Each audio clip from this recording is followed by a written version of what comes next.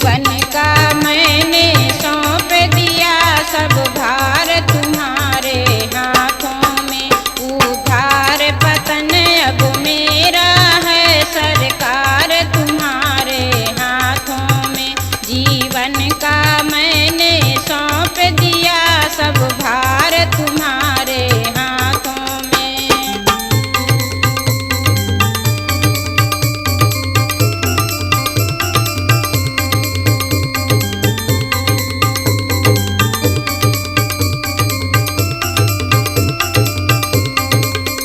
हम तुमको कभी नहीं भजते, फिर भी तुम हमें नहीं तजते।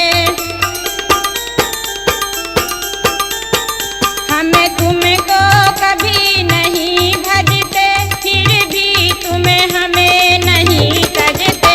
अपकार हमारे हाथों में, उपकार तुम्हारे हाथों में। जीवन का मैंने सौंप दिया सब भार तुम्हारे हाथों में।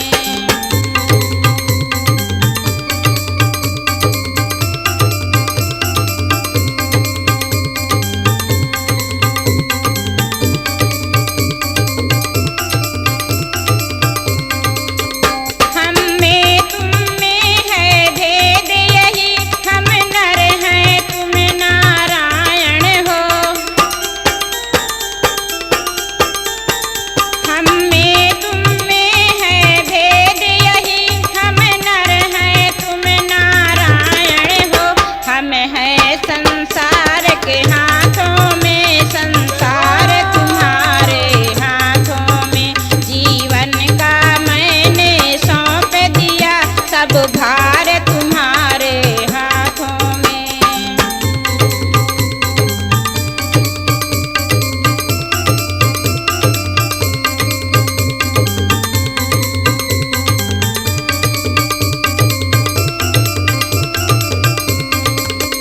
कल्पना बनाया करती है एक सेतु बिरह के सागर में। कल्पना बनाया करती है एक सेतु बिरह के सागर में।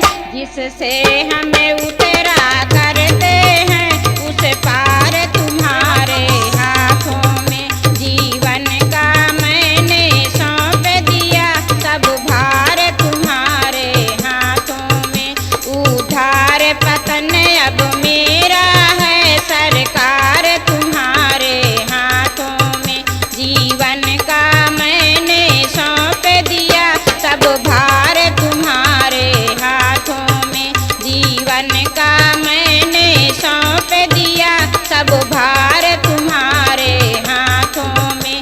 जीवन का मैंने सौंप दिया सब भार तुम्हारे हाथों में।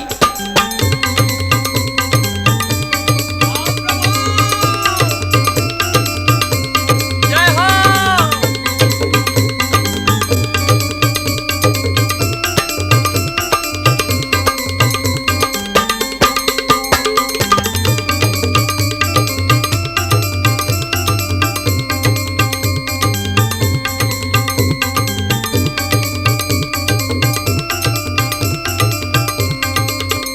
हम में तुम में है भेद यही, हम नर हैं तुम नारायण हो।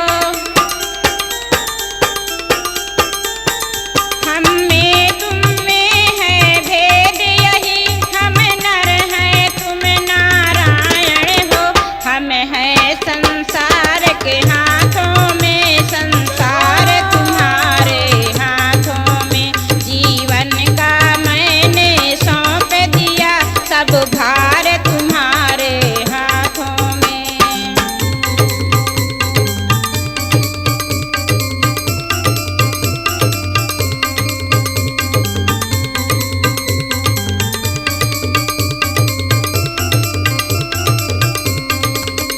कल्पना बनाया करती है एक सेतु बिरह के सागर में। कल्पना बनाया